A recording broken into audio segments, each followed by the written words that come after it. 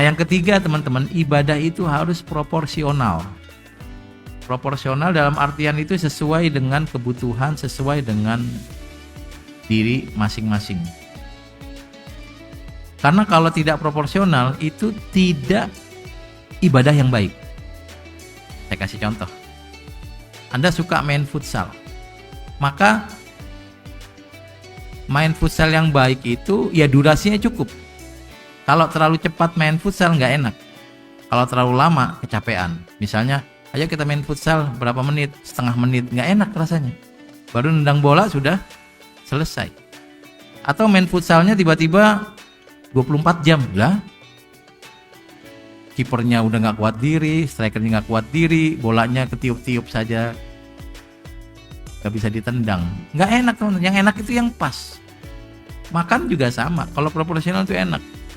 Anda makan sepiring cukup makannya sepiring, enak. Tapi kalau Anda cuma makan sesendok, nggak enak. Anda proporsionalitasnya satu piring, lalu Anda makan kurang cuma sesendok, itu nggak enak. Atau Anda disuruh makan 4 piring, itu juga nggak enak. Saya nggak tahu Anda pernah makan kebanyakan sampai rasanya tuh. Tapi wajah Anda sih kayaknya nggak pernah kekenyangan sih ya. Pas-pas aja ya. Kan ada orang yang makan sampai berat banget ini, berat banget gara-gara kebanyakan makan. Dan makanan yang kebanyakan itu jadi nggak enak rasanya. Anda suka nasi uduk, itu kalau dimakan proporsional enak rasanya. Tapi kalau Anda makan satu nampan, satu piring besar, udah nggak enak lagi rasanya. Nah, maka 3 hal ini menjadi penting untuk mengukur peribadatan.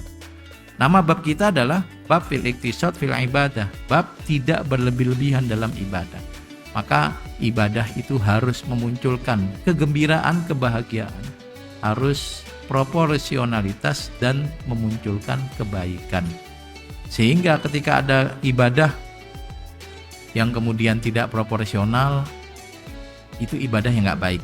Atau ada ibadah yang memunculkan keburukan, itu ibadah yang tidak baik. Atau ibadah yang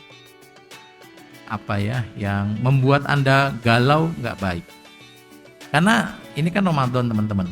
Ini ada momentum di mana Anda bisa mengukur ibadah yang baik atau tidak. Yang paling gampang tarawih teman-teman.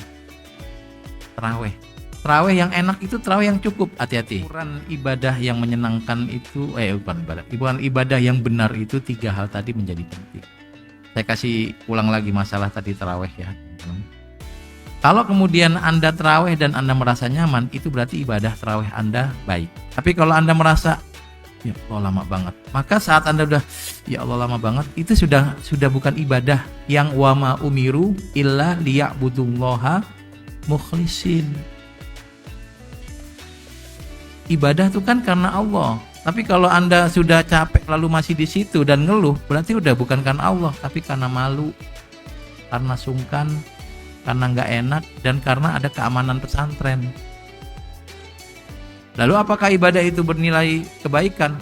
Ya Anda bisa ukur sendiri. Ada orang ibadah bukan karena Allah, tapi karena malu, karena riya, nggak jadi.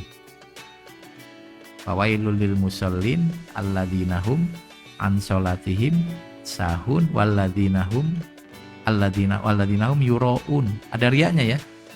Ada riyanya di situ. Baik, jadi itu cara mengukur teman-teman. Tentu Anda jangan salah paham. Jangan sampai kemudian pembahasan ini malah membuat Anda malas ibadah. Salah lagi.